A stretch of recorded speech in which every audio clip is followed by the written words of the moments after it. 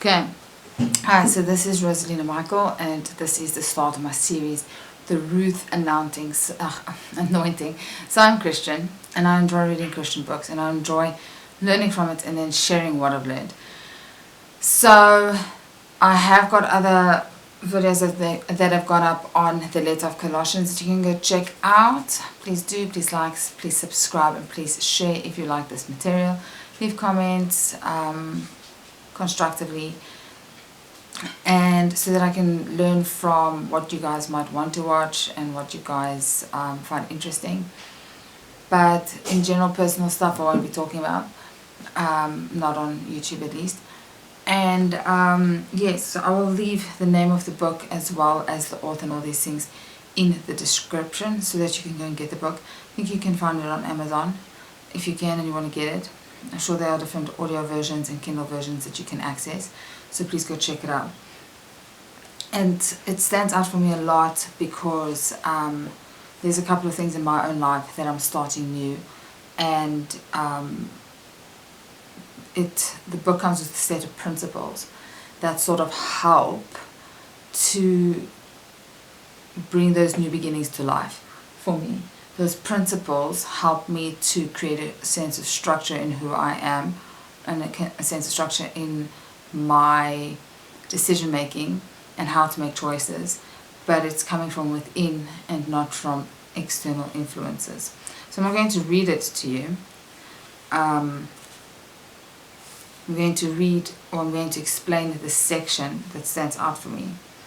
So there's parts such as the Ruth Anointing, what it actually means.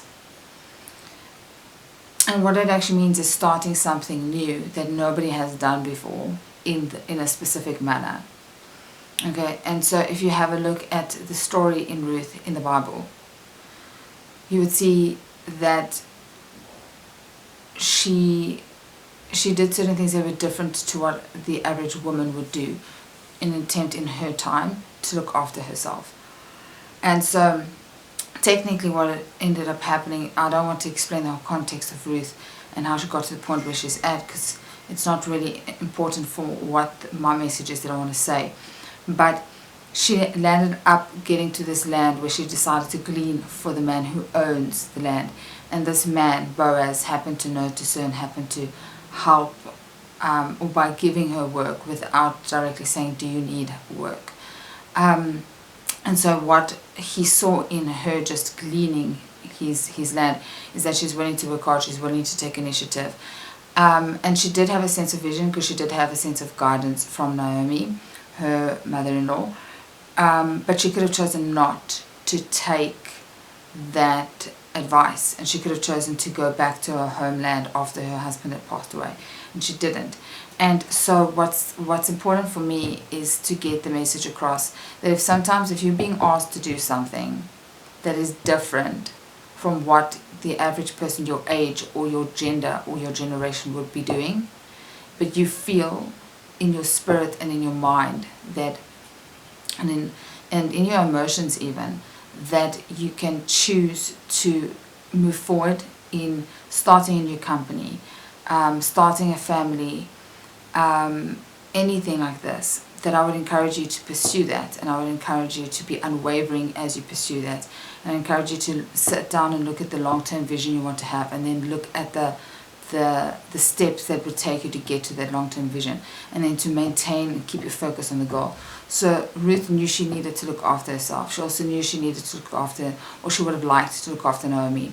And she saw Boaz and his land, and he didn't tell her to leave. He could have. And she decided not to be entitled, but to humble herself and work.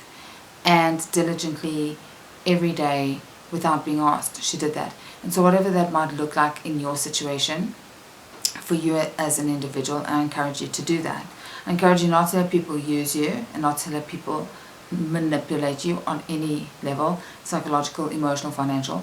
But if it's your dream, and if it's an idea that you want to run with, and you have a strategic plan to do that, please do. But I'm going to name the traits that stand out for me. I'm going to name all the traits, and I'm going to describe what those traits could look like per person, right? If I can word it that way. So how you would implement what I'm about to give you in your own life. Because I don't know you and I don't know what your situation might look like. But according to this book, there are 7 traits that activate and cultivate a Ruth anointing. And I want to share with you those traits. And I want to talk a little bit about what those traits mean, according to this book and according to what my personal perspective is on it.